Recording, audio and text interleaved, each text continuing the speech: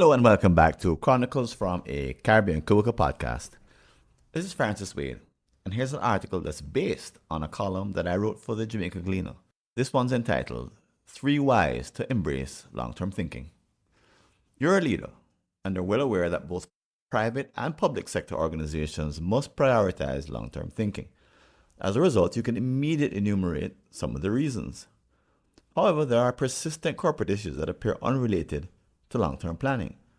Therefore, their sudden presence catches leaders off guard. Failing to complete a long-term strategic plan can lead to 3 anticipated but uncommon issues. Number 1, cross-purposed commitments. Consider an organization that has invested substantial time and effort into crafting a meticulous 3-year strategic plan.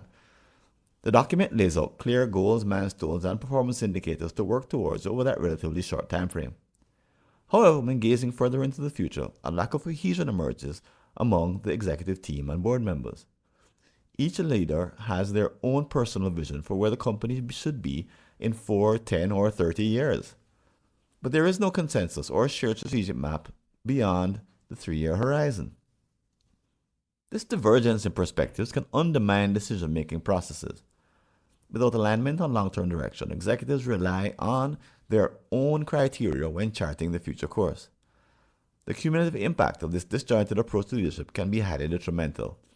It leads to missed opportunities, strategic missteps, and organizational stagnation or decline. Unified commitment to a long-term vision enables more focused decision-making and progress. In addition to this problem, there is also a detrimental effect on the top issue that organizations often report in their strategic planning: the lackluster execution. In the absence of a long-term vision, perceptive executives often find themselves involuntarily holding back their support. Why? They can tell that the commitment is superficial and likely to shift in a moment. Hence, it is unnecessary to invest precious social capital, budget, and time into a fleeting plan that may have a 50% likelihood of being discarded. Number 2, missing important trends.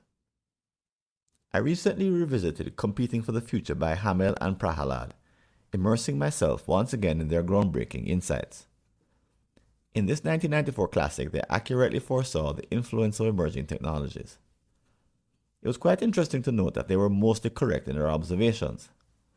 Taking their predictions seriously would have allowed a company to establish a distinct competitive edge. However, this is only one small section of the larger landscape. You may be familiar with the comprehensive PESTEL suite, which encompasses political, economic, social, technological, environmental, and legal and regulatory factors. By only planning with a short-term horizon, companies fail to acknowledge the cumulative effects of gradual trends in all these areas simultaneously. By doing so, they make themselves vulnerable to potential dangers.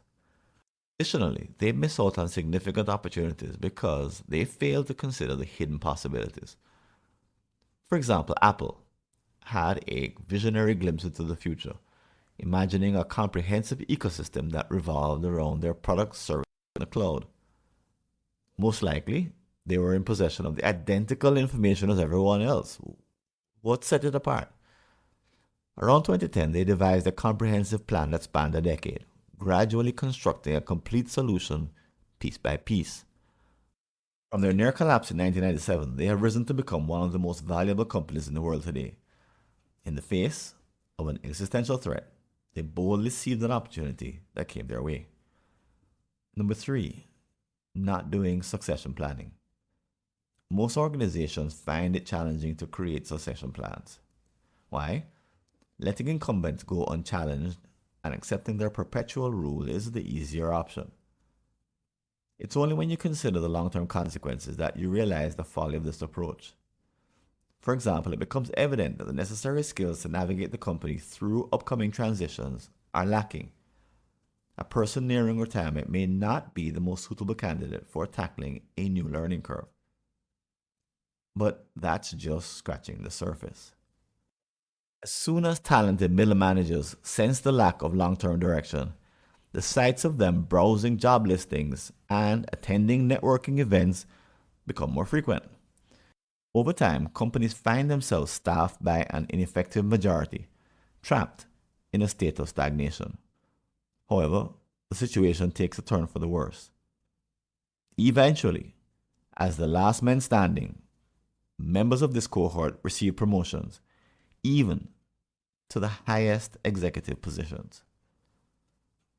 To prevent these three slow-moving disasters, your team must engage in strategic planning that integrates short and long-term perspectives.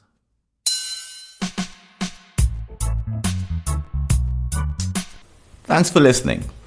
Do you have an unsolved problem in your Caribbean company related to strategy, productivity, engagement, or business process improvement? Just visit a searchable listing of all my prior articles and you may be able to help yourself to a fresh line of thinking. Go to blog.fwconsulting.com or see the show notes.